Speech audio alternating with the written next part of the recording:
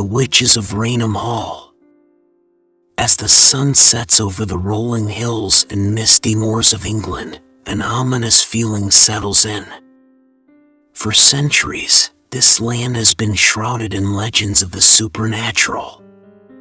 Tales of ghosts, demons, and witches who lurk in the shadows, waiting to pounce on unsuspecting victims. And it is precisely one such tale that we bring to you tonight. A story of dark magic and unspeakable horror that has haunted the people of this land for generations. A story of witches. Those who wield the power of the unknown and command the very forces of nature. It is said that the witches of England are among the most powerful in the world, with their ancient rituals and arcane spells passed down from generation to generation. They live in the shadows, hiding their powers from the prying eyes of the world, waiting for the right moment to strike. And tonight, we delve into one such tale. A story that will send shivers down your spine and make you question everything you ever thought you knew about the world. So sit back, turn down the lights, and prepare yourself for a journey into the unknown. A journey into the heart of darkness itself.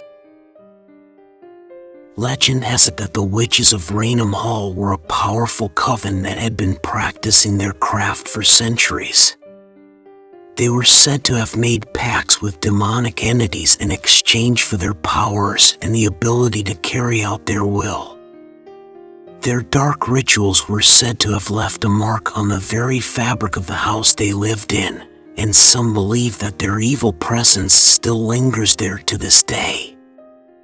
As for how they became possessed, the story goes that one of the witches attempted to summon a particularly powerful demon to aid her in her magical workings. Lucia, the youngest of the coven, was known for her beauty and perfectly silhouetted body. She, unlike all of her sisters, had a desire to use the demons to possess one of the richest and most handsome men in Raynham Hall, Alexander Jameson. Lucia had the perfect plan, or at least that is what she thought. Sneak into the Abyssal Archive, the demonic library her sisters possessed with books to do the darkest of rituals in England, and search for the incantation to summon Asmodeus, the demon of lust and temptation. That night, Lucia patiently waited for her sisters to fall asleep and sneaked into the Abyssal Archive. She skimmed through dusty, old books for hours, and around 3:30 in the morning she stopped at a page that read, Vocatio Asmodei, which translates to the calling of Asmodeus. The ritual was well detailed in the book. Draw a triangle with a piece of chalk and in each corner light up 6 candles. Sit in the middle and chant my name 6 times. Lucia grinned from ear to ear as she started setting up the room to commence the summon of this spectrum. Once everything was ready, she started with the ritual. However, as she completed her last chant, the air became dense and there was silence for a few seconds. Lucia thought to herself, something must have gone wrong, or maybe I missed something. Seconds after she started to clean the room to go back to sleep in disappointment, things took a dark turn. Lucia was frozen, unable to move, and from the corner of the room she could see a shadow moving towards her. Panic set in fast as she tried with all her energy to move, but she was completely paralyzed. The room went into complete darkness and Lucia mysteriously vanished.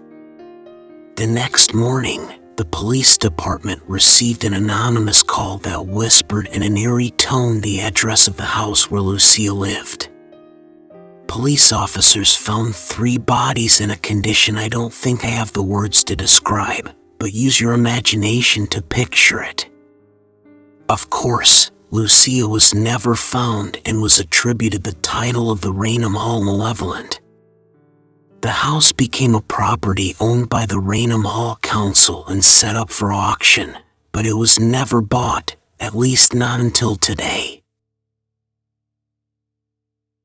The calendar marks June 6, 2006, and the Morrisons, a family of 4 who were known to be from a line of curators, just signed a deal for their new house.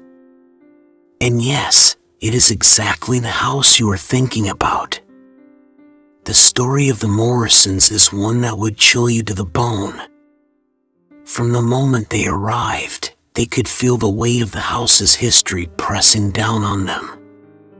It was almost as if the very air was thick with the presence of the witches who had lived there before. Of course, the Morrisons had no idea what took place in there. They simply heard rumors of how the house was left empty without anybody knowing why. At first, the family tried to brush off the strange occurrences that were happening. Doors suddenly closing, water faucets running constantly at night, and unceasing whispers coming from what seemed to be an old attic at the top of the house. If you have been listening, I believe you know what happened in the attic. But as time went on, they realized that there was something seriously wrong with the place. The mother of the Morrison family, Jane, was the first to experience the truly terrifying side of Asmodeus. One night, as she woke up to go to the toilet, she found herself surrounded by a group of 6 spectral figures. They were wispy and ethereal, almost like smoke, but their eyes burned with an intense malevolence. They reached out to her, their fingers stretching and clawing, and Jane was frozen with terror. She tried to scream, but no sound came out. It was as if the demons had stolen her voice. Jane's heart rate skyrocketed, and tears were all she could produce with her body at that point. The shadows Jane saw at the start suddenly moved towards her and merged into one big spectral figure. This figure was nothing like a human, but it easily gave out the energy to be from a dark place. Asmodeus' shadow raised its hand and slowly reached for Jane's forehead as if it wanted to possess her. It was just a millimeter from Jane when the lights suddenly came back on. It was Lucia, the youngest of the Morrisons' family, who made her way to her mother. Suddenly, Jane dramatically dropped down to the floor and immediately hugged Lucia. She cried non-stop in her daughter's shoulder as she told her, "I thought for a second I was gone." Lucia looked at her with a bright smile and just told her she loves her. Jane desperately asked Lucia why was she awake at this time. Lucia came close to her ear and with a soft, almost whispering voice told her mother, "Something drew me here. I just felt I needed to be here." Jane in confusion just hugged Lucia and they both went to sleep that night. As the days passed, the haunting only got worse. The Morrisons' oldest son, Mark, started to act a bit peculiar. He would sit in his room for hours on end, muttering to himself in a language that no one could understand. He would speak in different voices, sometimes sounding like a small child and other times like a gruff old man. When his parents tried to approach him, he would lash out violently, his eyes glinting with an otherworldly light. Surprisingly, whenever he stared at Lucia, his behavior was different. A shallow smile with deep piercing eyes and evil mind formed on Mark's face. It looked as if he wanted to inflict the most agonizing pain anybody could ever imagine. The father of the Morrisons, David, was desperate to save his son. He called in every expert he could think of, from paranormal investigators to priests and witch doctors. But nobody seemed to want to offer their help. As soon as the Morrisons mentioned their location, bang! The phone was immediately hanged up on them. Distress was easily felt, their voice quivering as if their limbs were trembling. Asmodeus was a powerful entity, and everybody in town, everybody except the Morrisons, knew what they were dealing with. After the family's situation grew more and more dire, they realized that they had to take matters into their own hands. They began to research the history of the house, poring over old books and documents, searching for any clue that might give them an edge in their battle against the supernatural. Going through numerous books, suddenly an old newspaper article dropped down on the floor. The title read, "Lucia the Malevolent and the Curse of Raynham Hall." What they discovered was shocking. The Morrisons finally found out that the family who inhabited their home once had been witches. They had practiced dark magic at home, using it as a base of operations for their nefarious activities. In the middle of the article there was a picture of 3 bodies. David immediately felt a chill run down his spine as he realized that the picture was taken exactly at that room. The room him and his family were seating, looking for answers. David, panicking and with a trembling voice, shouted, "We need to leave immediately. This whole town knew, and they did nothing to prevent us from getting here. What is wrong with the people here?" The Morrisons left immediately. They left everything behind, their possessions, their memories, and even their sanity. They moved to a nearby town just a few kilometers away. After a few months, David started working as a curator. Life moved fast, and the Morrisons lived happily for many years. Or at least they tried, given the horrible memories and occurrences they had endured at Raynham Hall. Lucia grew to be a beautiful and successful woman, and to continue with the family's heritage, she became a curator alongside her father. One day, on her first day at work, Lucia heard some whispering coming from an empty room in the museum. As Lucia approached the empty room, the whispering grew louder and more insistent, calling to her like a siren song. Despite her better judgment, she pushed open the door and stepped inside. The room was dimly lit, and there was a strange, musky scent in the air. Lucia couldn't quite place it, but it made her feel uneasy.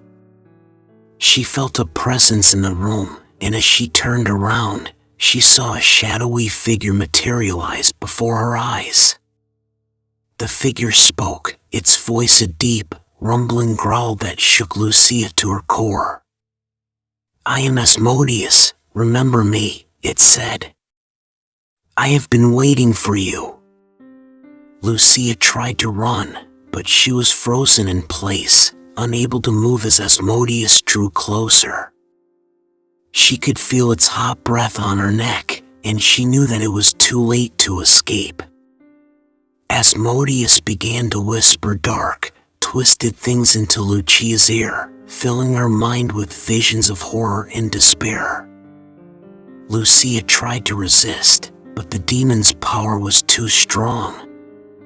It was as though she was being consumed from within, her soul being devoured by the demon's unquenchable hunger. Asmodeus possessed Lucia, and she became a puppet under the demon's control. She started to behave strangely, and those around her noticed. Her eyes would sometimes glaze over, and her body would convulse in strange, unsettling ways. David was immediately reminded of the horrors that took place in Raynham Hall and could sense that the presence he once felt in that town was here again. He immediately asked Lucia to stop working at the museum. She would often mutter incoherent words, make bizarre hand gestures, and stare blankly at the walls. David was deeply concerned about her, but she refused to seek help, insisting that she was perfectly fine. During one argument with her father, Lucia suddenly lunged at him and hit him in the head with a heavy sculpture. David fell to the ground unconscious, and Lucia fled the scene. When he woke up, he began to hear strange voices and see terrifying apparitions. He knew that his daughter was possessed by a demonic force, and he feared that he too was being targeted. Soon after, the demon fully possessed David, and he became a vessel for Asmodeus. The museum became a hub for the demonic entity's activities, and every week, a person would disappear after their visit. Surprisingly, the museum staff would continue to grow by one every week. Wonder who that person is? Despite the strange happenings, Lucia and her father continued to run the museum, but it wasn't exactly them running the museum. I'm sure by now you all know who was in charge there. The museum became a place of darkness and terror, and people started avoiding it at all costs. Local police tried to intervene several times, but every single time they tried to close the museum down, one of their officers mysteriously ended up committing suicide. Everyone eventually stopped trying to intervene, fearful for their lives. The once beautiful building became a monument to evil, a place where nightmares were born, and where the demon Asmodeus reigned supreme.